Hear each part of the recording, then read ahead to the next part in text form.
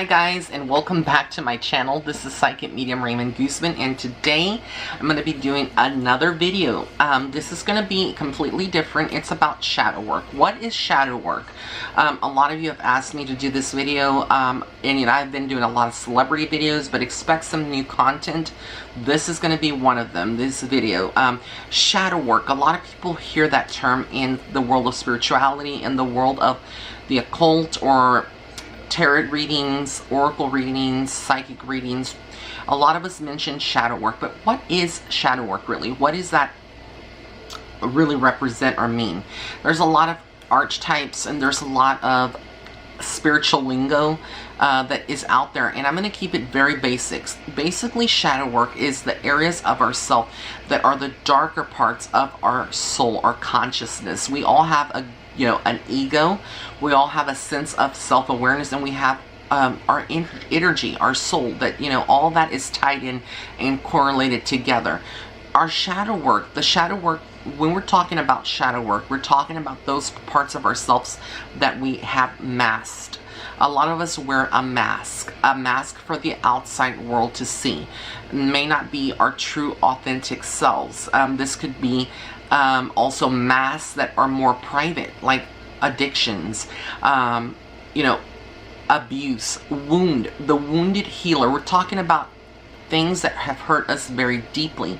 These are the things that a lot of people don't want to talk about. They don't want to work through the healing and go through the healing process. Like if you were someone that was raped or sexually molested, or you were abused, verbally, physically abused, maybe you were bullied. All of these things are like vibrations and energy that has clinged to ourselves for quite some time. Those can cause bad and painful wounds, spiritual wounds, physical wounds. Maybe you went through something very traumatic like cancer, a disease, diabetes, like I have. And these have created some trauma and other external factors like that I mentioned in this video can all create the shadow side. These are the parts of ourselves that are very vulnerable. We do not necessarily like for other people to know our shadow side or to see it, but sometimes it's very essential for us to do that work, and it's not easy. It's not something as far as like waving a wand or putting a crystal and wearing a crystal and praying a mantra. It goes deeper than that. The aspects of the shadow self is all about the wounded healer. A lot of times as healers, like I'm a healer, there's a lot of you out there that are healers or empaths. We want to help humanity. We are here for a greater purpose. But a lot of times those wounds that we have kind of prevent us from moving forward. And it's like shame. Shame is also one of the aspects of shadow work. So how do you do the shadow work? Like, how do you fix it? When we talk about shadow work and you actually fixing that situation, you're providing healing to those wounds. You are becoming your own healer.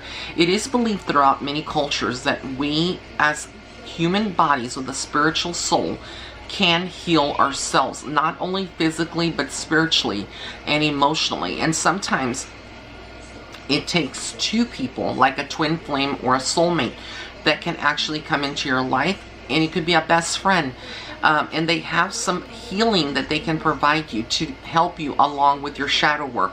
Shadow work doesn't have to necessarily be all done by yourself, even though it is necessary to acknowledge that part that you need to work on yourself. But people can come into your life and you can help people through their shadow work. If you have a child that's going through an addiction and can't break it or can't get out of it, or a self-destructive pattern, these are the things that you can help them with. And how do you work on the shadow side? First of all, it's all about acknowledging and taking ownership. A lot of us want to deflect a lot of the things that are going on in our life. We tend to, blame someone else for our faults, blame our parents for their mistakes, that they weren't good. But who are we to judge anyone? At the end of the day, we are only accountable for ourselves. So taking ownership is one way to do this. Start your shadow work and identifying exactly what is it in your life that is causing you to feel this certain way.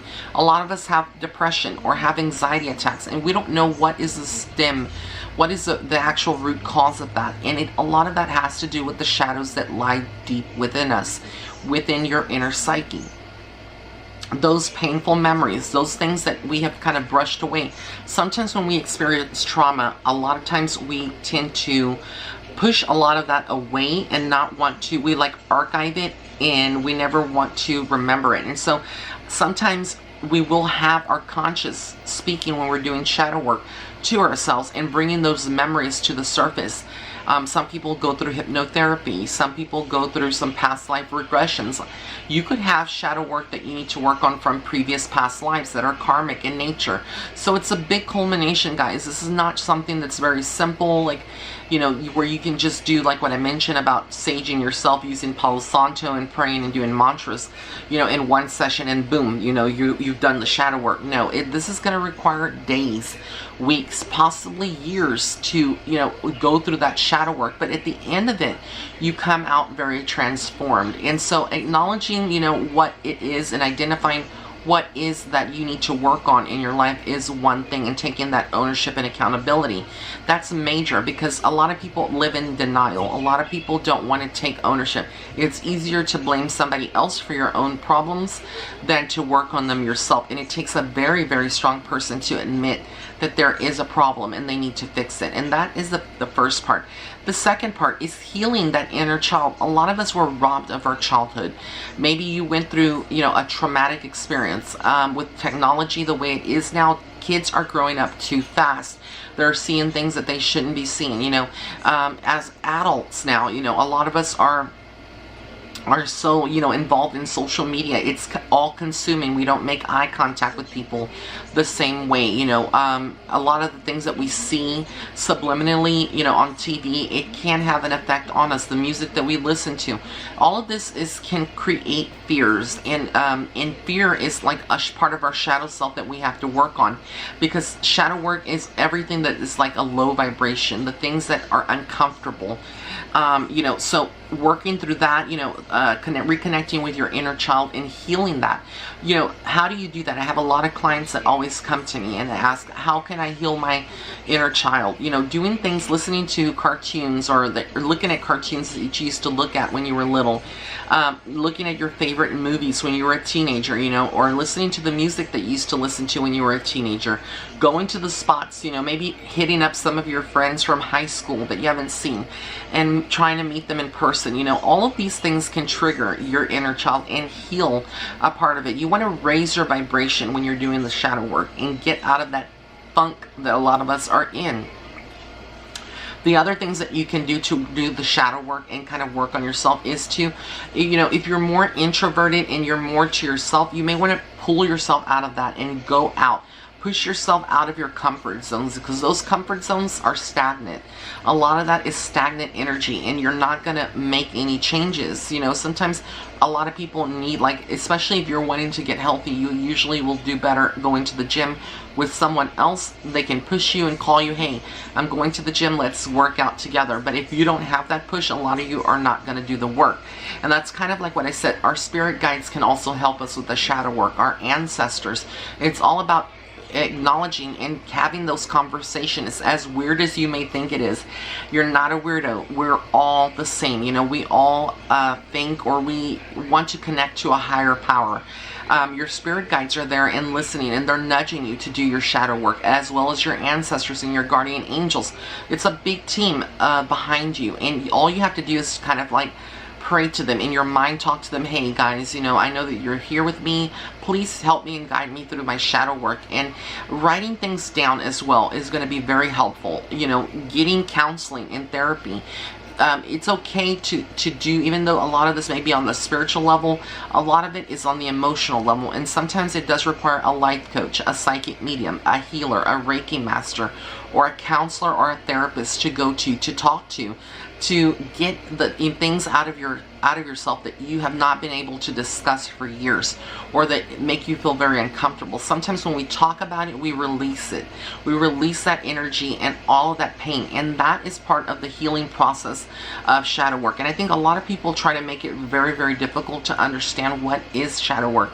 And the list goes on, you know, things that you can do to work on that. It's like writing things down, writing a letter to yourself, you know, as a child.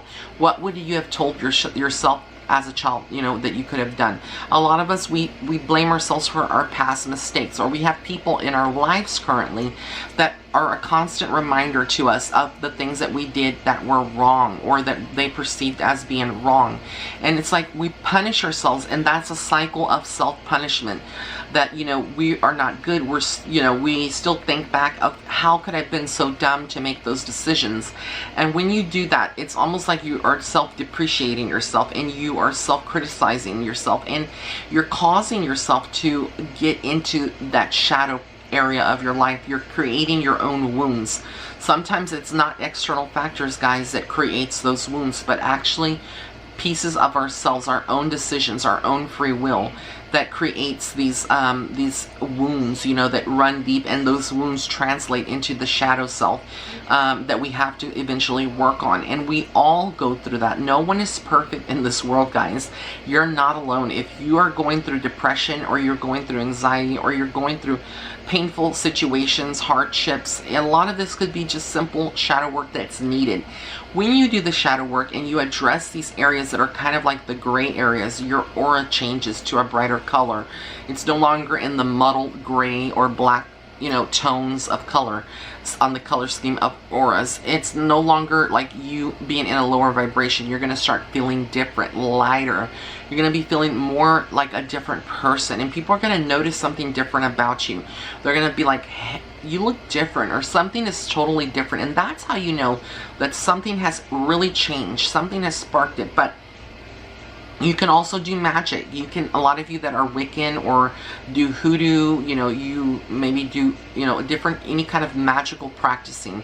You can, you know, turn to your altar, turn to candles, and work through that, pray for that. You know, a lot of you can do Reiki on yourself, or go to a Reiki master and discuss this. But it's all about healing. And a lot of us sometimes are carrying generational wounds that, you know, have come from our ancestors and our forefathers and foremothers, and people and you know, in our past that have now are no longer here in the physical world, but it left an energetic imprint in our life, in our soul. And so to get that healed, a lot of you are going to need to, you know, really just sit down, be calm, take a deep breath, and pray to your ancestors. Write a letter to your ancestors, asking for them to void that, or speak it into existence. Say, I now void any generational, you know, any generational wounds, any kind of shadows from past generations that have followed me into this lifetime. I now claim healing over this. I now speak it into existence, and I null it. I void all of this, the shadows, and the shadows will disappear, and it's like it is replaced with light.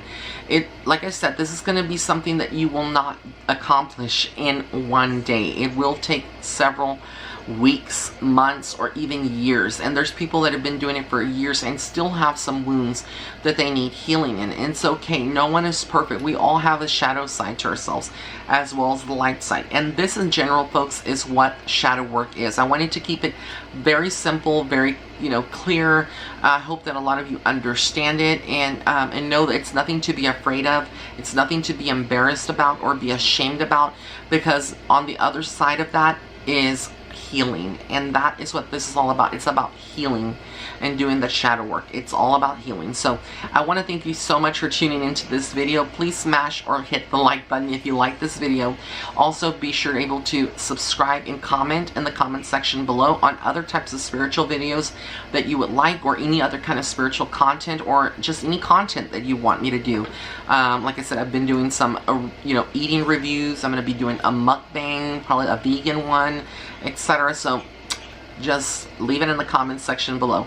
Blessings and love and light. Have an amazing, amazing day, guys. Bye.